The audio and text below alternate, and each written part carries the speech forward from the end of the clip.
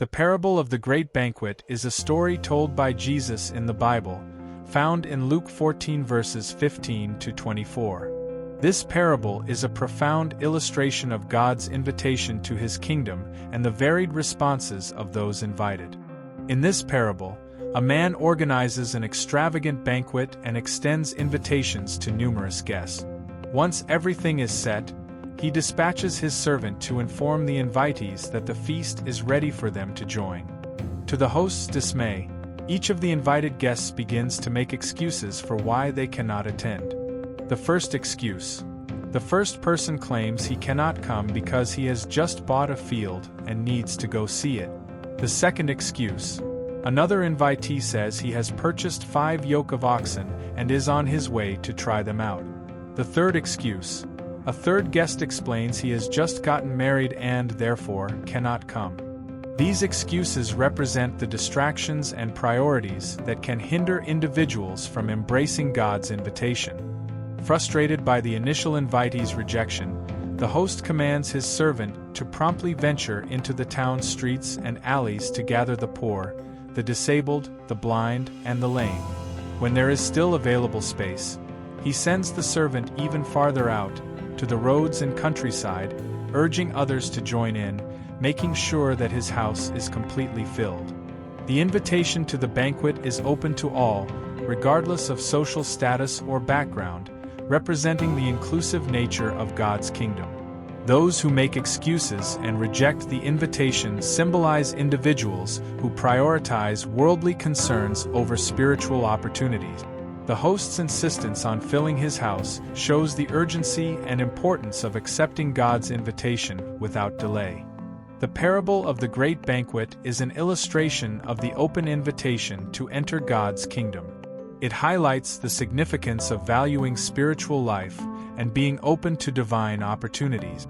This story prompts readers to consider their own priorities and their willingness to embrace the generous invitation that has been offered to them.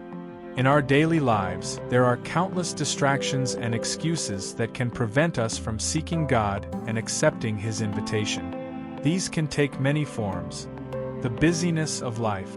With hectic schedules filled with work, family responsibilities, and social commitments, many people claim they are too busy to dedicate time for spiritual reflection or prayer. Pursuit of material success. The desire for wealth and success can overshadow spiritual pursuit. People often prioritize career advancement or financial gain over nurturing their relationship with God. Entertainment and leisure. Entertainment, whether it's social media, television, or other forms of leisure, can consume our time and attention, leaving little room for spiritual activities like prayer or worship. Fear of change. Some individuals resist seeking God because they fear it will require them to change their lifestyle or belief.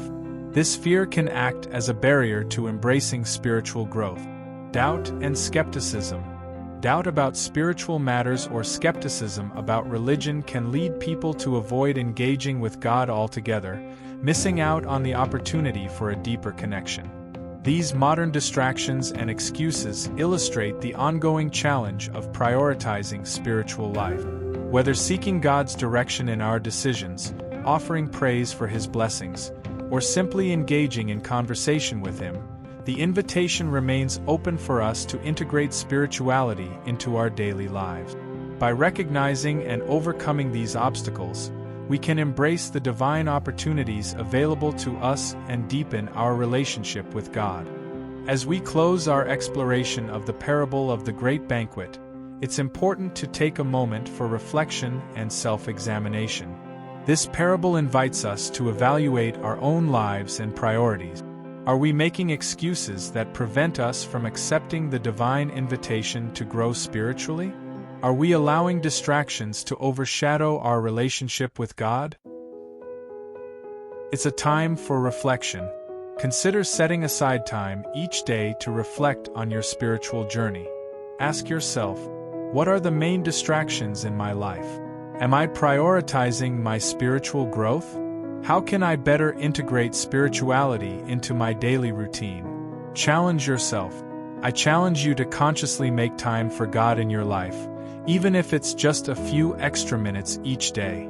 This could be through prayer, meditation, or simply quiet reflection. By dedicating a little more time to your spiritual life, you open yourself up to profound growth and deeper understanding. Strive to be the light. Remember, as you nurture your spirituality, you also have the opportunity to be a light for others.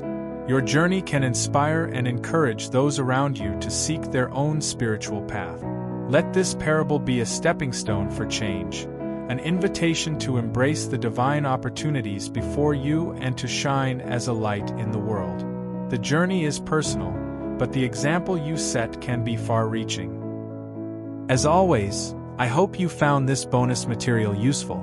Let's make a conscious effort each day to align ourselves with what God has called us to be. By dedicating time to nurture our relationship with God with open arms,